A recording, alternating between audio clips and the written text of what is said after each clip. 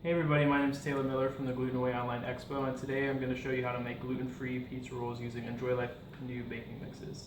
Today's baking mix we're going to use is the Enjoy Life Pizza Crust mix, and it only needs 2 ingredients besides the mix. So all you're going to need is your baking mix, a tablespoon of oil, and a cup and a quarter of water. So first what you're going to do is you're going to take your baking mix and you're going to dump it in your bowl.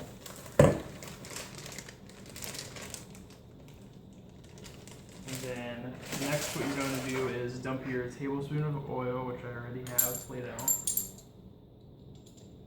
And then last you're going to dump your cup and a quarter of water.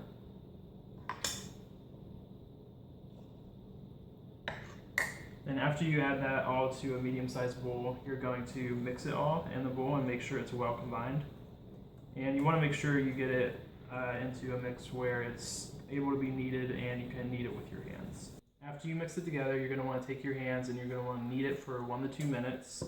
You want to make sure it's all well combined and that it's in a mixture where you can place it on a greased cookie sheet and you can press it down to make your pizza rolls. So now that you've kneaded your dough into a ball, you're going to take your pizza crust dough and you're going to place it on a cookie sheet that's greased very well. Use any oil that you'd like to grease it, but just make sure it's covered well so it won't stick.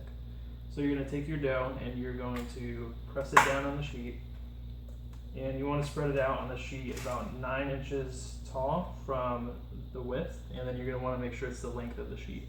So the length of the sheet is about 15 inches or so, but just make sure it's spread out evenly and not too thin, or it's going to tear or break when you roll it into a pizza roll. So I press down the dough evenly across the pan, and you want to make sure it's not too thick where it's not going to bake and not too thin where it's going to break. You want to make sure that it's the width of the pan that you have, and you want it to be 9 to 11 inches high. Mainly you just want to make sure it's about 1/4 of the inch tall, and just make sure it's not too thin or thick where it's not going to come out correctly. So at this point you already have your dough on your pan, and you're going to want to preheat your oven to 425 degrees, which is on the box, and now you want to get your toppings cut up and get it prepared to put in your pizza roll. For convenience purposes, I have all my toppings already set out. I have peppers, tomatoes, chicken, onions, and mushrooms, but you can choose whatever you like. So you want to get whatever toppings you want, and you want to spread it evenly all the way across. You can put as much as you want, but probably not too much because it's going to be folded and it's going to be rolled up into a pizza roll that you don't want it spilling out. So now that I have my toppings spread out, you want to make sure it's all the way to the edges and evenly all the way across. At this point you want to add your cheese, and I have to be dairy free because of lactose intolerance, and there's a cheese that I use called Daiya.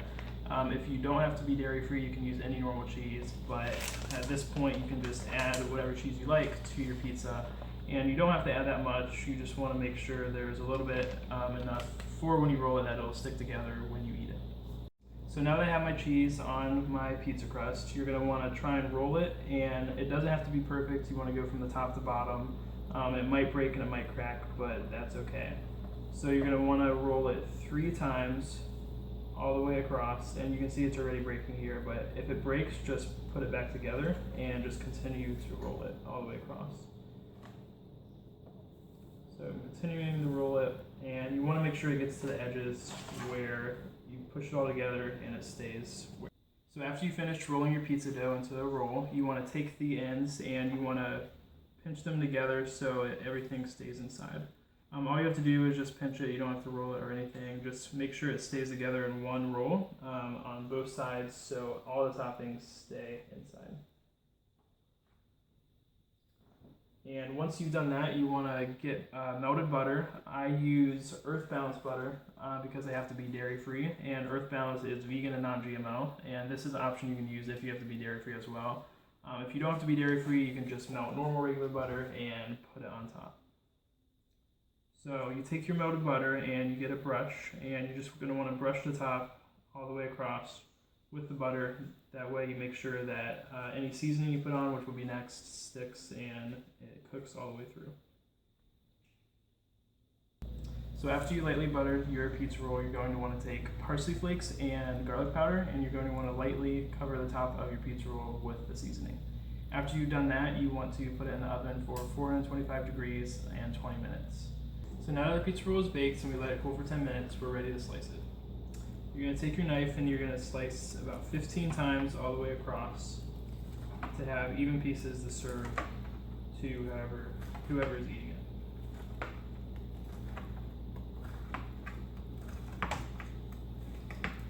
As you can see, it cuts pretty easily, and when it's finished, it'll come out to look like this, and you can serve it with pizza sauce.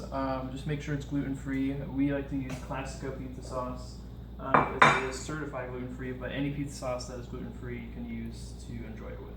Thank you for watching our first demo and attending the GlutenAway Online Expo. We'll have a lot more to follow with different recipes from different companies involved. This is definitely one of our favorite recipes, and I hope you enjoy it too.